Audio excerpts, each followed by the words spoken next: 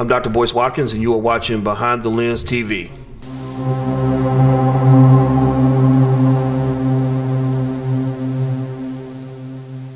Well, in terms of the blackbusinessschool.com online, that's been off the chain, man. I mean, we got hundreds of people signing up every day. We got 20,000 students. Maybe it's 22,000 now, because I just checked a few days ago. People love it. And it was an easy build because it was like, okay, college tuition is way too high. They're teaching you a bunch of bullshit, from white people that don't know how to run a business. Let's make it better. Let's make it cheaper. Let's make it more adequate, culturally relevant to our people. And so that's what we built online, and people love it. And I'm happy they do, because we need that. We need that support. 'Cause you know how it is. I mean, everybody out here is trying to find a way to pay people and feed families, things like that. In terms of going on tour, the tour was, we were the blind leading the blind, man. I mean, straight out. I never did a tour before. I didn't know exactly what to do. I just theorized on it and talked to my team and said, let's put together a team, figure out how we can create our own speaking engagements. Because as a speaker, that was my ultimate step toward self-sufficiency. There was a time where I did what a lot of speakers do. You're actually paying money to speak because nobody wants to hear you, so you travel for free and all that. Then you're willing to speak for free. Then you finally get like low paid engagements. Then you get higher paid engagements. That was what I aimed for, but I realized, okay, that's not enough. What has to ultimately happen is I said, we could build a model off of this. We can actually create our own speaking engagements. We can actually, book the venues, draw the crowd, bring the message, deliver it, make a little bit enough profit to keep it moving and keep flipping. You see what I mean? So that to me was a huge step, because the goal was to build an economic engine. See, if you build an economic engine, then you're self-sustained. You put in $1, you bring back $2. You put in $2, you bring back $4. That's important for us because we can't run around here, basically, for lack of a better phrase, sucking on a white man's titty all day. I hate to. I'm not trying to use that bad language. It's coming from the heart, man. So I'm sorry, but seriously, we are so dependent on white people for everything. It's pathetic. It's really pathetic, and that's not who we are. We are strong and we are capable. And so, if I can be one of the people to help share that message, then I'm happy to do that. Your company has been working with a film, Resurrecting Black Wall Street. How has the reception been for that particular film project? The reception's been great. Sold thousands of copies. Done lots of screenings. Going extremely well. We're very happy. Let's jump into the film. Now, we've been told our time is short. They got on a real tight schedule here, so we want to make sure we stay within the parameters of that time frame. So without further ado, are we ready? Everything queued up? All right. We back to do this. I'll give you Resurrecting Black Wall Street, the blueprint.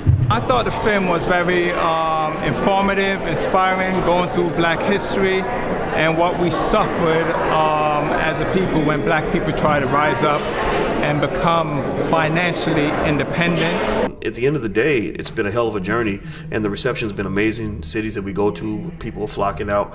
A couple small towns, people didn't really show up. But at every venue, what I'm noticing is that two things. Number one, I was really impressed when I'm meeting people, seeing them, looking them in the eye, hugging them, and they're telling me, "You changed my life." I'm hearing that a lot, which tells me that I'm not. That was a personal goal. I told Mark Lamar Hill a long time ago, back in '07. I said, "Look, I don't want to be famous just for being on TV.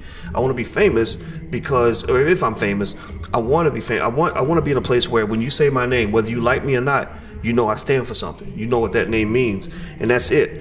So when I hear that, it makes me feel good. It's like, okay, this isn't just a person who's just famous to be famous. It's, okay, this person's making a difference in the lives of people. Second thing is, I'm noticing people are very engaged. So Lexington, Kentucky, for example, worst turnout we had, only 10 people came out. Chicago, almost 1,000.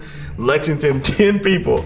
But do you know that those 10 people stayed a whole hour afterward? Like, everybody wanted to buy a book. Everybody wanted to talk. Everybody wanted an autograph. And so that told me that, okay, so even when the quantity's not there, the quality's always there. People ain't just showing up for something silly. They're showing up for something that's really making an impact. So when I see that impact, I'm a mathematician, so I'm always doing the math and I'm multiplying it. So when you tell me, look, I got my kids in your program, I'm teaching my children this and teaching them that, I'm thinking about your children's children's children. You understand? Because I'm seeing traditions and cultures being established in families that are going to last for generations. And I don't mean to be long-winded about it, but that excites the hell out of me. That to me is the key to immortality, really, because men, that's what we do. We think we're going to live forever. You know, our egos are like that, right? So you have these, you know, some leaders, unfortunately, who don't prepare a successor because they really think they're going to just be the man forever. So you got 70, 80, 90-year-old guys still trying to be the man, and that's not necessarily productive, I think, because you're eventually going to die. So my thought was, what if I died not 40 years from now? What if I died tomorrow? How can I make sure that some piece of me lives forever? Well, it's by teaching, making videos. Every video I make, every thing I record, everything I write, I'm doing it as if my life depended on it. Because I'm literally thinking, if I'm gone tomorrow, if I walk out of my street, you know, on the south side of Chicago, and somebody guns me down like they're gunning down so many other people, I'm okay with that now because I know that it's going to keep going. In fact, that might fuel the message even stronger and actually make people pay more attention. So I'm loving this, brother. This is amazing. There's two gentlemen that I watch other than you.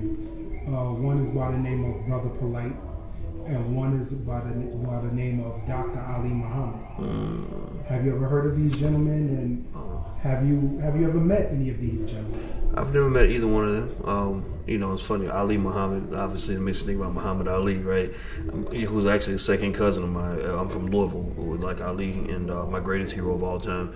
And we're in the Malcolm and Betty Shabazz Center. That's my other greatest hero. Brother Polite, I do not know him. I don't know a whole lot about his work, but I've heard a lot of people speak about his work, and you know, for that reason, I have a lot of respect. And what I really think is that we're going to get to a point, maybe say in a decade or so, where the things that I'm saying are not going to be that revolutionary.